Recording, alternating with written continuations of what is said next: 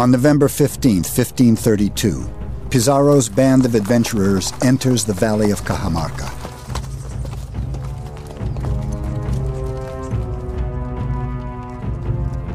They've been told that Atahualpa is waiting for them here, but they're not prepared for the sight that greets them.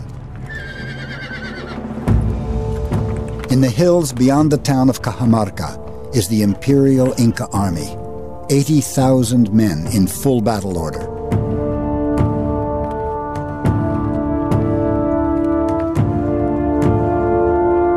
The conquistadors' own journals bear witness to their first impressions.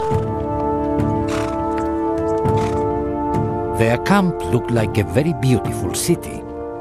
We'd seen nothing like it in the Indies until then, and it scared us, because we were so few and so deep in this land.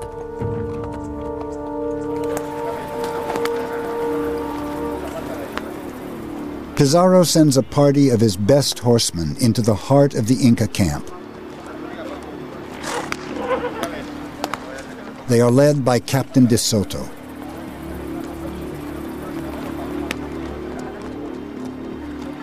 They are gambling that Atahualpa will allow them to pass through the camp unharmed, and agree to meet them.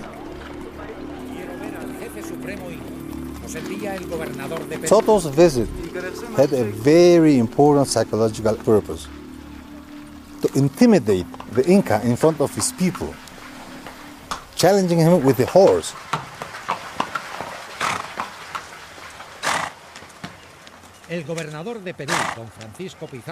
Atahualpa at first didn't react to Soto's presence, as if nobody had entered the room. Once the horse comes eye to eye with the Inca is still calm, showing that the horse has no impact on him, calling Soto's bluff. The captain advanced so close that the horse's nostrils disturbed the fringe on the Inca's forehead. But the Inca never moved.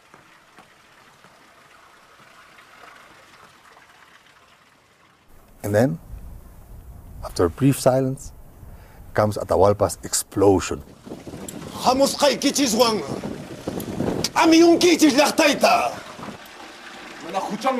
He was telling them, the time has come for you to pay.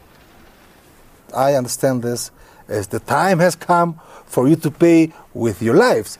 Pakaring,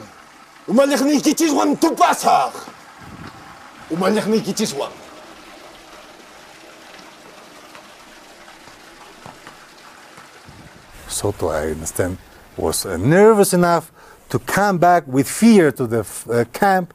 And as we know, the Spaniards spent the night before in extreme fear.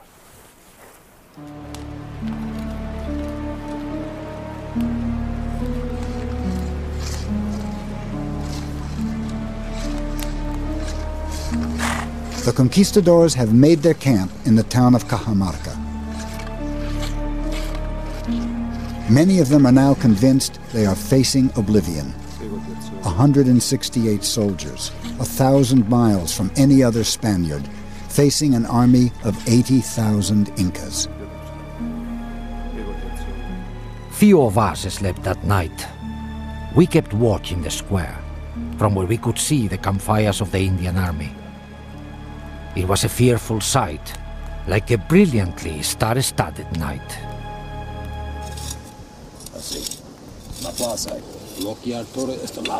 Pizarro and his most trusted officers debate their options for how to deal with Atahualpa. Some advise caution, but Pizarro insists their best chance is to launch a surprise attack the next day. It's a tactic that's worked successfully in the past.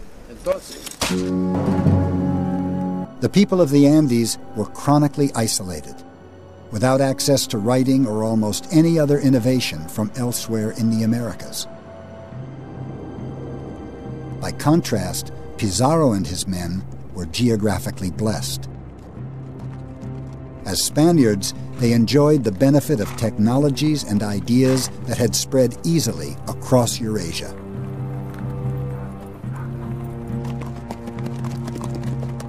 The events of 1532 were clearly influenced by deep causes, over which no individual Spaniard or Inca had any control. The shape of the continents, the distribution of plants and animals, the spread of Eurasian technology. These were facts of geography. And at almost every turn of the drama, geography was tilted in favor of Europeans.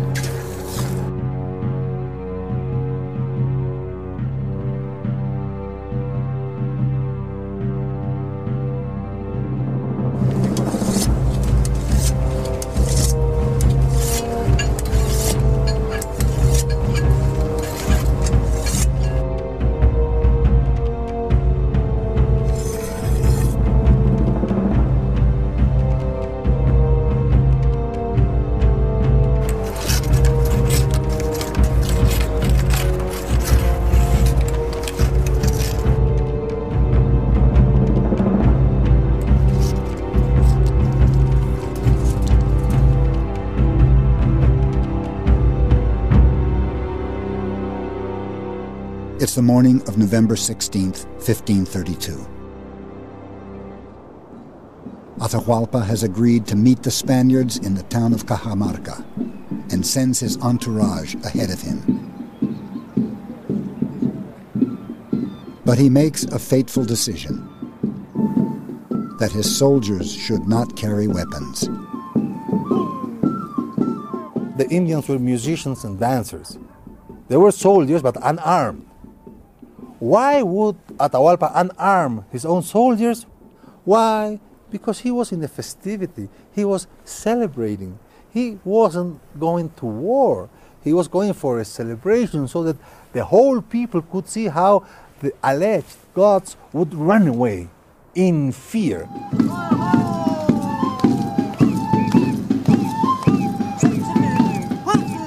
The fact that some people believed that the Spaniards were gods would play better in the hands of Atahualpa's purpose. If I know they are not gods and I defeat the gods, then of course everybody will be with me. But what if I defeat the gods with no show of force at all? Then I am beyond the gods.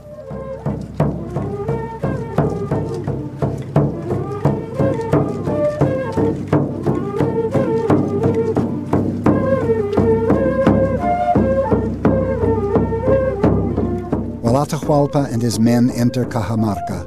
The Spaniards are waiting, hidden from view. There were 5,000 or 6,000 men, and behind them the figure of Atahualpa seated on a very fine litter, lined with feathers and embellished with gold and silver. Many of us pissed ourselves out of sheer terror.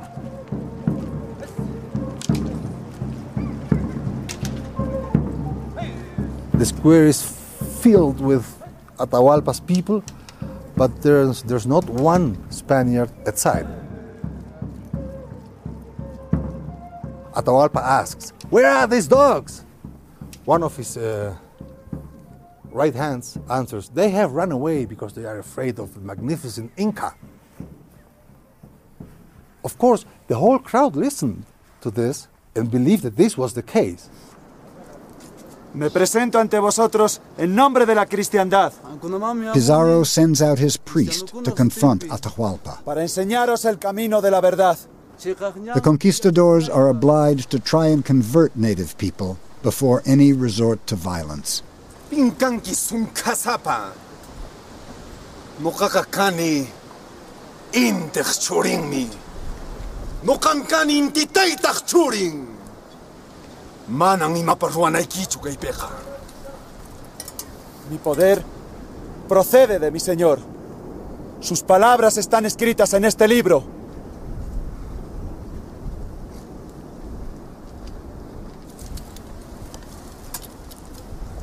Imankaipi. Atahualpa has never seen a book before. He doesn't know what to do with it. Imangkay. Manang imapasyo kayka. Manang rimas kay picancho. ¿Cómo te atreves, indio perro? ¡Salgan, españoles! ¡Destruyen a estos perros que no respetan las cosas de Dios! ¡Santiago, a ellos!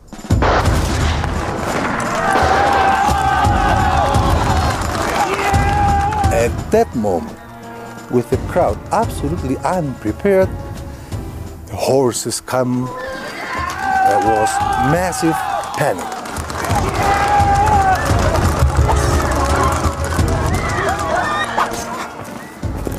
Just imagine the scene in Cajamarca. The Incas hadn't seen horses before, and these aren't ordinary horses, these are Spanish horses. Fierce, big, fighting horses. They could get in amongst men, they would trample men, and they made the most excellent platform.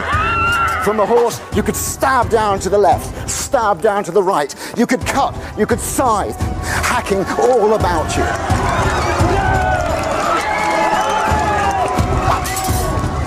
If only the Incas had known that what you had to do against cavalry was stand firm, then they'd have been all right. They had superior numbers, but they didn't know that. They fled, they broke ranks, and then the horsemen could get in amongst them, and they cut them down.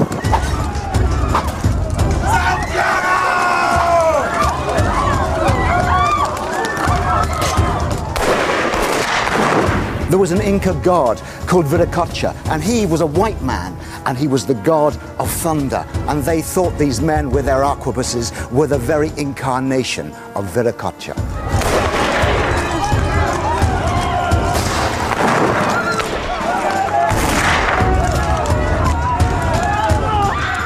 The Inca force was in his litter, helped by his carriers.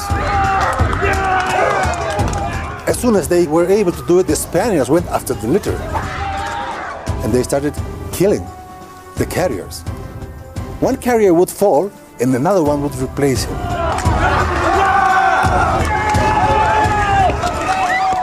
Only at the very, very, very end of the tragedy, the litter started to move because there were no more carriers left.